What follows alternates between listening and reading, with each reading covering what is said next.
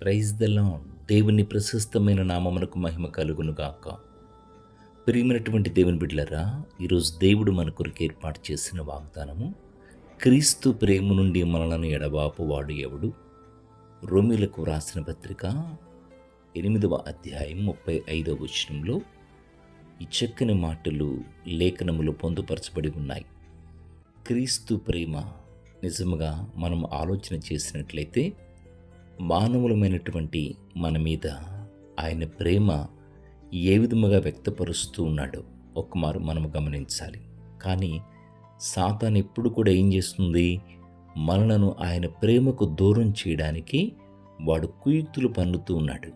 కానీ వాడికి మనం అవకాశం ఇస్తే మనలను దేవుని నుంచి వాడు దూరం చేస్తాడు.